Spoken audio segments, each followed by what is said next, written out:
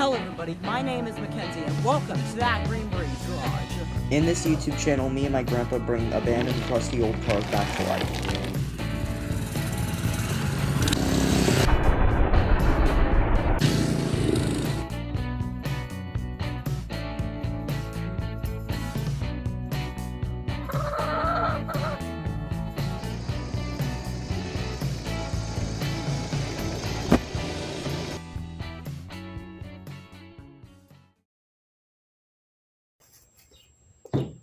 Hello everybody, my name is Mackenzie and welcome to that Green Breeze Garage.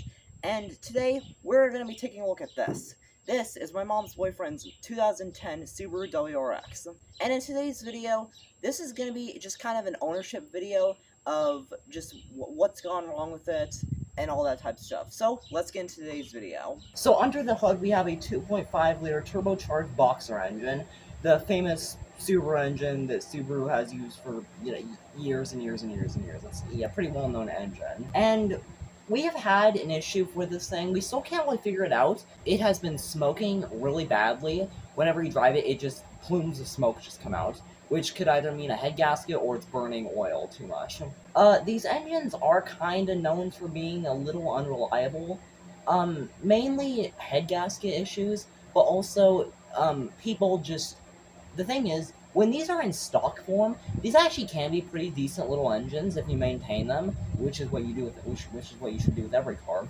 But the issue is that most people tune these engines, they make them all fast, they add aftermarkets to them, and it just makes them notoriously just not really good engines. This one has been heavily modified. I'll put up all of the things that have been added to this. We didn't do any of this stuff. We bought it on an auction thing.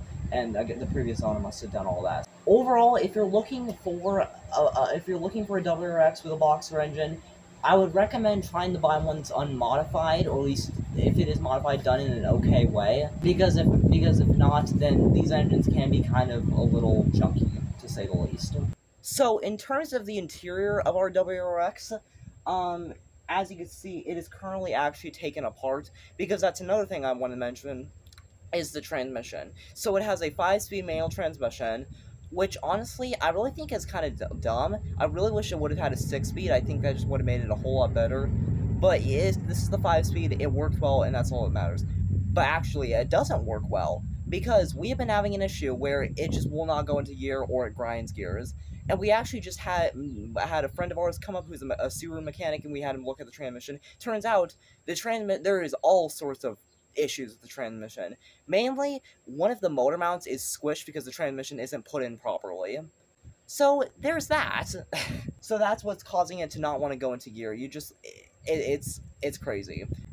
Hopefully we're going to be able to fix it without putting in an entire new tranny in it.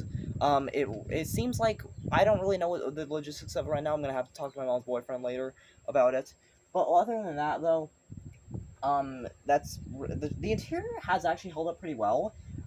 This is something I want to talk about, is the build quality in here. So it's actually really nice. So Subaru and really any Japanese automaker have always, in my opinion, have always had pretty good build quality. It is just kind of, hard plastics, but it feels like high quality plastic. This doesn't feel like the plastic of like a second generation Ram. This actually feels like this feels like pretty good.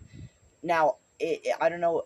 Now, it is a little cheap looking, but it hasn't broken so far. So I think it's actually pretty high quality plastic. The only thing that is really broken in here is the head visor, the passenger side head visor. It was like that when we first bought it and drove it home. The head visor has always been broken off. We don't even know how that happened. It almost looks like someone ripped it off. Maybe someone got angry and decided to rip it off for some. I don't know. Why would they do that? I don't know. But that's really all that's gone wrong with the interior. The interior has held up surprisingly well.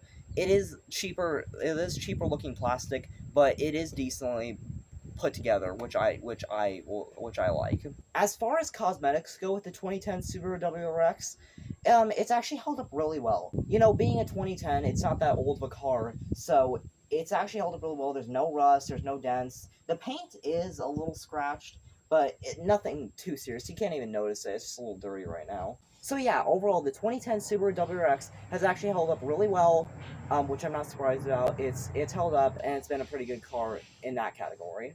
So what are my final thoughts on the 2010 Subaru WRX? Well, overall, it's given us some trouble, you know, to be expected with a car that has been tuned a little bit and has had some modification done, and honestly not even properly. But overall, I think this car does have a second chance of being a pretty good car. If we just get all the issues figured out, you know, actually do some things properly, unlike what the previous owner did, I think this car can actually be a pretty good little car. My mom's boyfriend actually wants to fix this and start using it as a little commuter car because the Ford Bronco 2s don't really make good commuter cars. But overall, despite the issues, I actually think this is a pretty cool car. I've actually always liked this car. I it's it's not particularly my thing or style, but you know, it is a pretty cool car for what it is. And overall, would I recommend you guys buy a Subaru WRX for as your guys' car? And well, I don't really have an answer for that. I feel like if you know how to work on these cars and you know what to expect, then yeah, go ahead. But if you're someone who's just getting into cars, then I maybe stay away from this. I don't know, or if you desperately want one of these and you're just getting into cars, get a stock one. And well, guys, that was it for today's video. Thanks so much for watching. Make sure you like and subscribe, comment on the video, share the video, and well, I will see you all next time.